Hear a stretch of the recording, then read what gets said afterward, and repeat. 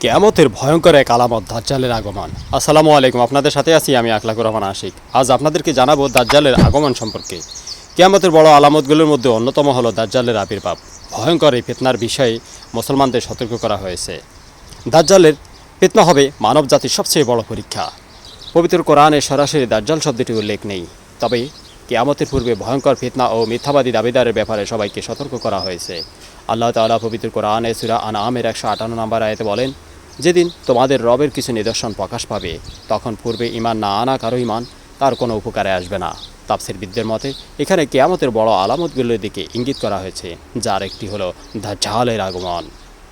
মুসলিম শরীফের হাদিসে রাসূল সাল্লাল্লাহু আলাইহি সাল্লাম বলেছেন, দাজ্জাল হবে সবচেয়ে বড় ফিতনা। আদম আলাইহিস সালাম থেকে কিয়ামত পর্যন্ত দাজ্জালের ফিতনা চেয়ে বড় ফিতনা আর নেই।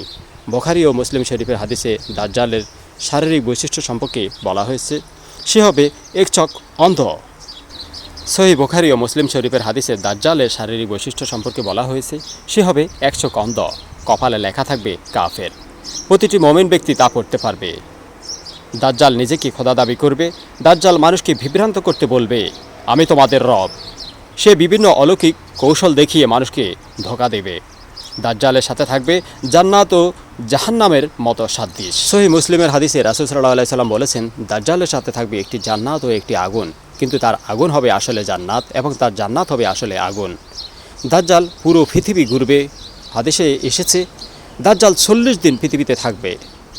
প্রথম দিন হবে এক বছরের মতো, দ্বিতীয় দিন হবে এক মাসের মতো, তৃতীয় দিন হবে এক সপ্তাহের মতো, বাকি দিনগুলো সাধারণ দিনের মতো হবে। হাদিসটি সহিহ মুসলিম থেকে নেওয়া। দাজ্জাল মক্কা ও মদিনা প্রবেশ করতে পারবে না। এ প্রসঙ্গে রাসূল সাল্লাল্লাহু আলাইহি সাল্লাম বলেছেন, মক্কা ও মদিনার প্রতিটি পথে ফেরেশতারা পাহারা দেবে। দাজ্জাল সেখানে প্রবেশ করতে পারবে না। হাদিসটি সহিহ বুখারী থেকে নেওয়া। হযরত ঈসা আলাইহিস সালাম দাজ্জালকে হত্যা করবেন। কিয়ামতের কাছাকাছি সময়ে আকাশ থেকে অবতরণ করবেন হযরত ঈসা আলাইহিস সালাম। হাদিস অনুযায়ী তিনি ফিলিস্তিনের লুদ নামক স্থানে দাজ্জালকে হত্যা করবেন। হাদিসটি সহিহ মুসলিম থেকে নেওয়া। আল্লাহ পাক রব্বুল আলামিন আমাদের সবাইকে, প্রতিটি মুমিন বান্দাকে দাজ্জালের ফিতনা থেকে হেফাজত করুক। আল্লাহ পাক রব্বুল আলামিন আমাদেরকে দুনিয়ায় এমনভাবে বিচরণ করার তৌফিক দান করুক যেন আমাদের প্রতিটি কর্মই হয় পরকালমুখী। আমিন।